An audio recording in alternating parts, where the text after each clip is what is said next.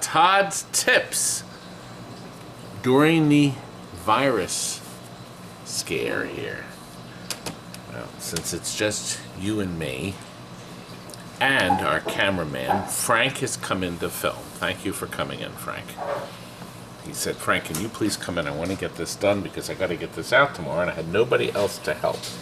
I want to show you an important tip, an easy fix on a Wells Gardner 4600. Very easy fix. Because Wells Gardner was thinking ahead when they thought of doing this. This is a crush roller. It's actually one of 10 brand new crush rollers I purchased years ago from John at they called it the Time Machine Warehouse. There were 10 brand new in the crate.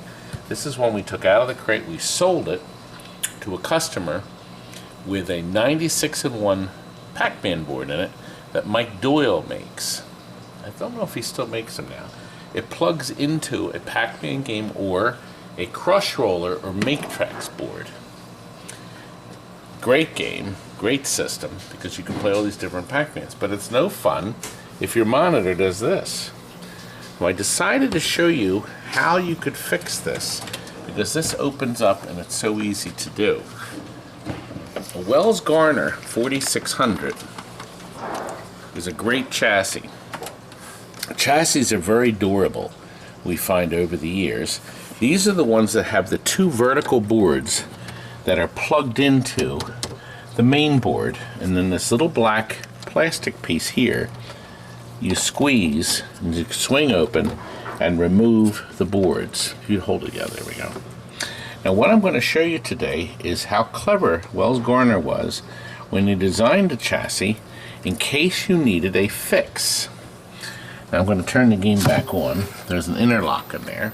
I'm going to show you what those boards are. These are the vertical boards that you saw in there. This is literally the vertical horizontal board that's mounted in, and this is the video board, the light, or this runs the picture with the RGB. Come on. Right? The interface. Interface. All right, now we're going to start with this board because they both have something to show you, an adjustment. On the end, facing out right here, is in fact the vertical hold. That's the big one that makes the picture roll, okay, from left to right. This is the size adjustment, so you can make the picture smaller or larger. Okay, that's this one here. I just put my finger on this one. Okay, and the last one is the horizontal hold, but you'll notice when I turn it, I can't quite fix the picture. Okay, I can't. It will not. It's not going far enough because it has a limited turning radius.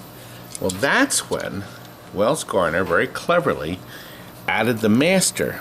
You see, this is the only control on this board you can turn other than these three. So there's actually 4 controls, 1 hidden and the 3 out. This is the master horizontal hold. There's a little tiny straight screw type thing in there for you to adjust. Screw type thing. Great terminology. How do you turn a screw type thing when it's mounted in the game? Well, first of all, you have to start with a set of tweaks. They call them tweaks. That's the short name for the alignment tools that you can order from Amazon or any fine places that sell these products. One of them has a flat end here, also has a metal flat end. Or you're going to use this one. Now, how do I get to that? Because it's buried, mounted in the board, because you obviously want to make the adjustment with the board in place so you can see the picture. Well, look, Wells Gardner put a hole in there.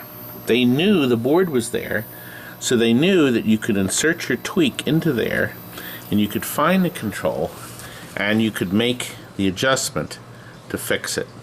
Wow, they've drilled a hole. It's so forward thinking. They could have just put the pot in a better spot too. Oh, Frank. Let's drill a hole. It's so amazing. Well, listen, this is 40 years ago, Frank. For goodness sakes, give him a little credit.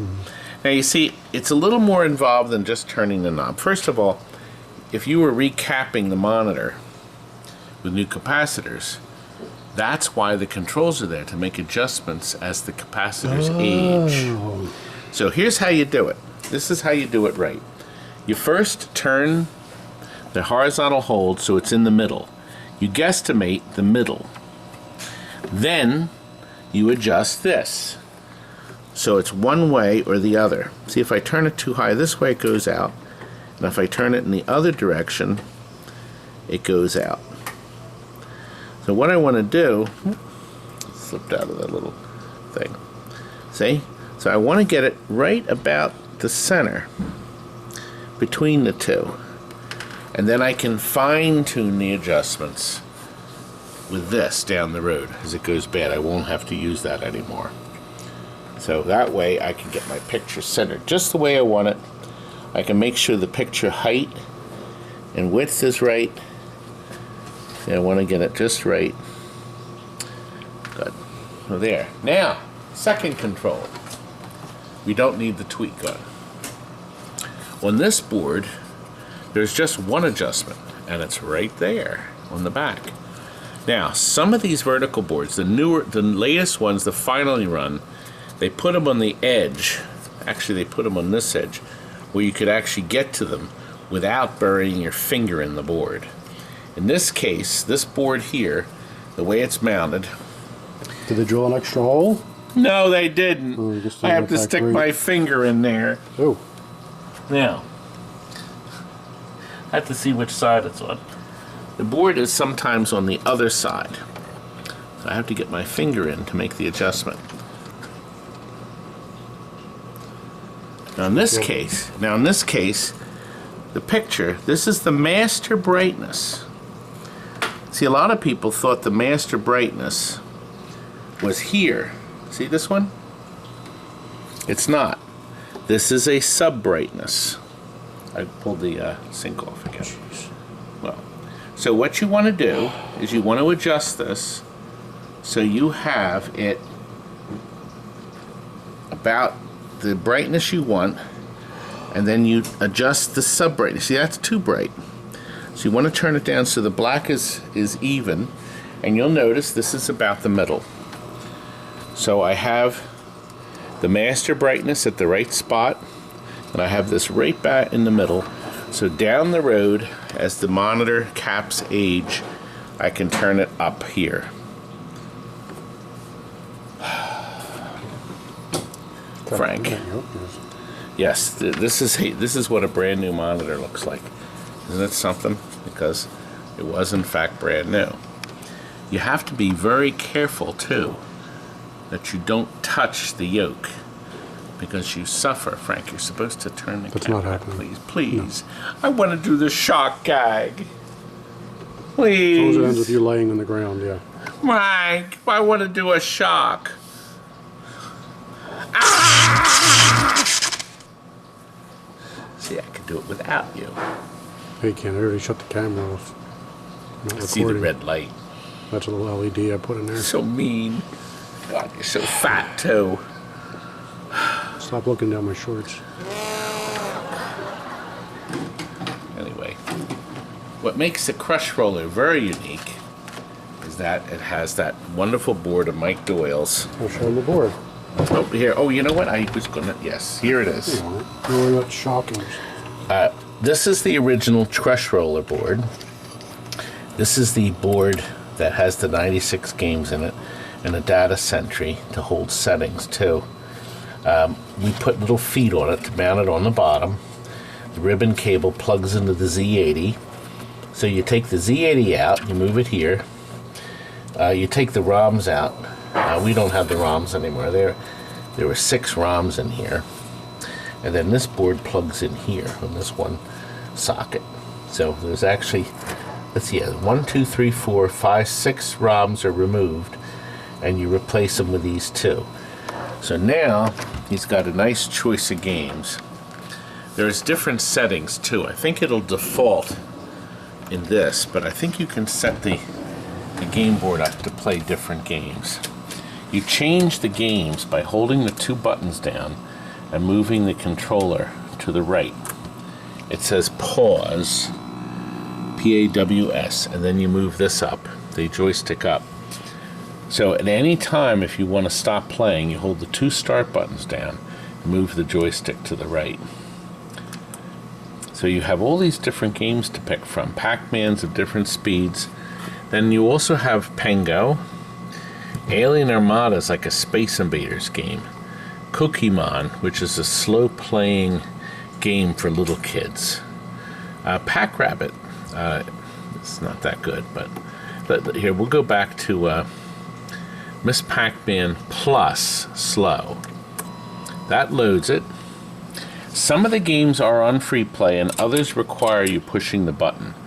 So we left it that way so he can make adjustments as he sees fit. And you can get directions on how to change settings online on this too.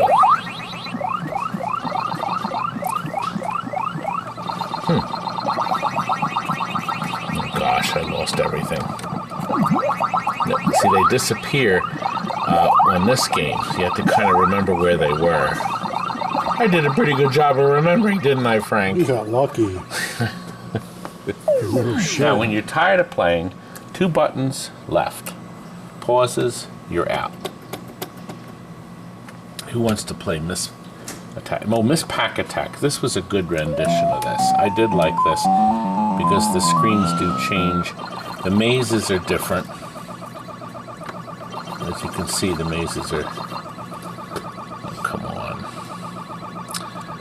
Doesn't come over. And the colors are different, too. So Mike has altered the colors in this game.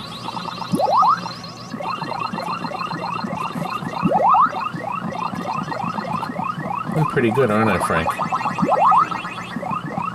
Anyway, we're enough of that. So, there's others. Now, I think, plus, options. See all these different options. Hangly Maze. It's going to take you a while. All mazes in sequence. Random mazes. See, start 2 for next page. So there's even more pages. So that goes to the end. So there we go. So, Pac-Man Bell, Pac-Man Jail. Anyway, I think he's going to have a lot of fun with this. This was sold bargain basement price, $1,500 rather than the usual $2,000 for our special sale. This is our virus sale. Frank, social distancing. It'll be nice when we're back to normal, won't it, Frank? No, because you don't know how to social distance. You can just stay the hell away. Frank, when are you coming back full time? I'm not. God. Frank got a job at the local Wendy's. He's the fry-later tester. No, I'm washing lettuce. Soon I'll be on fries. Then I make assistant manager, and that's when the big bucks come rolling in. Then you come home every night smelling like French fries. I don't need rings. No, wait, that's Burger King. I don't work at Burger King. Did you learn anything at all? Does anybody like these crummy videos? No. Nobody's even watching. You're just talking to yourself. Oh, God. Another Todd Tips comes to an end. Thank God. Good night.